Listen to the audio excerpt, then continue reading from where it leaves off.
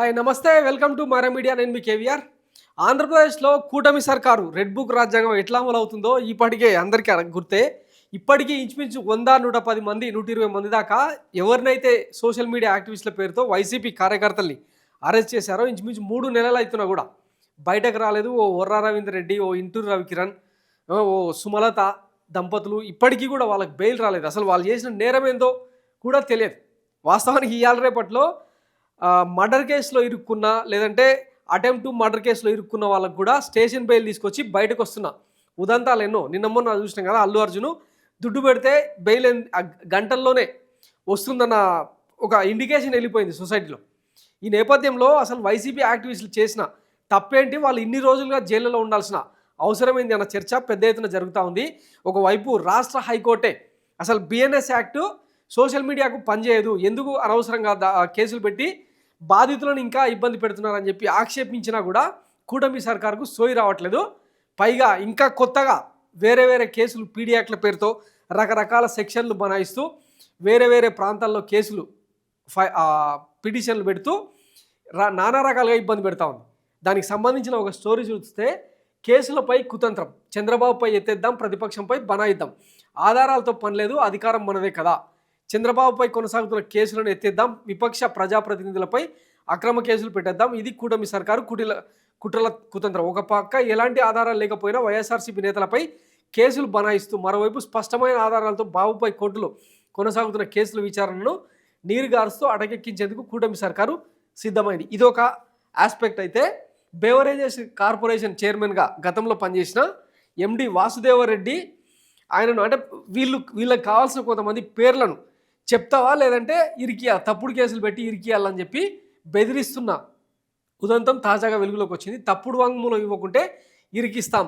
Beverages corporation మాజీ ఎండి వాసుదేవరెడ్డికి బెదిరింపులు, ఎంపీలు విజయసాయిరెడ్డి, మిథున్ రెడ్డి పేర్లు చెప్పాలని వేధింపులు, మద్యం అక్రమ కేసులో ఇరికించేందుకు ప్రభుత్వ పెద్దల పన్నాగం, ముఖ్య నేత ఆదేశంతో సిఐడి ఉన్నతాధికారి దాదాగిరి, డీజీపీ పోస్ట్ ఎరవేయడంతో బరి తెగించి వేధింపులు. సో పోలీస్ శాఖ ఇట్లా వ్యవహరిస్తూ ఉంది. ఇంకా దీనికి మించి ఏంటంటే,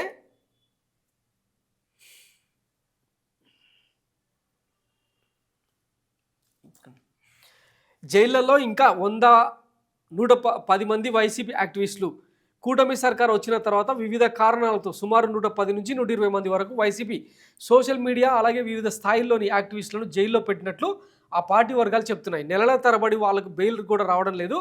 అయినా ఇంకా వైసీపీ నేతలు కార్యకర్తలపై చర్యలు ఎందుకు తీసుకోలేదని నిలదీత టీడీపీ ఆ పార్టీ మీడియా నుంచి ఎదురు కావడం చర్చనీయాంశం.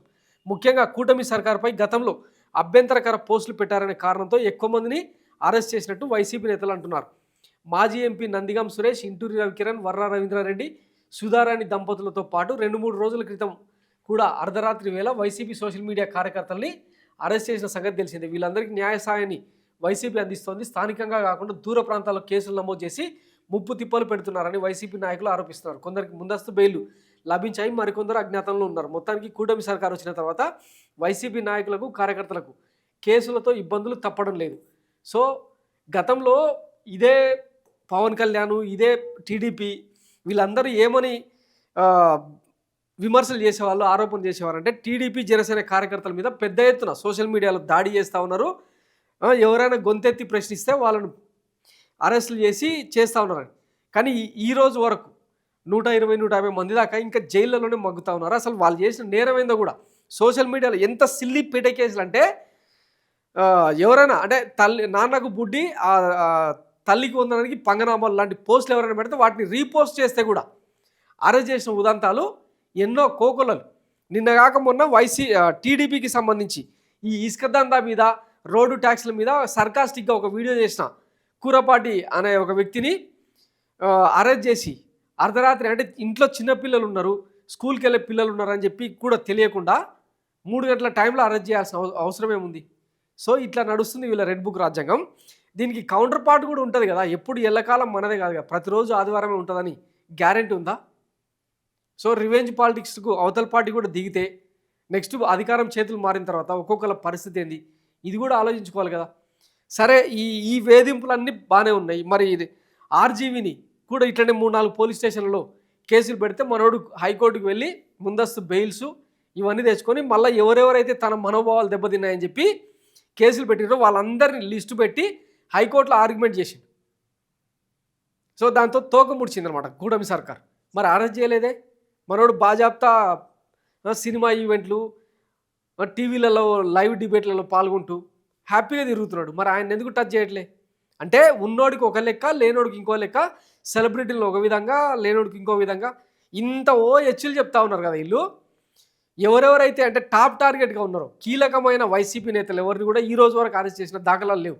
అంటే ఓ ఎమ్మెల్యేగా, మంత్రిగా పనిచేసిన కీలక నేతలు, జిల్లా రాజకీయాలు శాసించిన నేతలు ఎవరిని కూడా కనీసం టచ్ కూడా చేయలేదు. ఎందుకు మరి? అంటే ఎంతసేపు సామాన్యులే చట్టానికి బలి కావాలా? చట్టం అందరికీ ఒకటేలాగా పనిచేయాలి కదా. సో వీటన్నిటికీ సమాధానం చెప్పే ఆప్షన్ వీళ్ళ దగ్గర లేదు.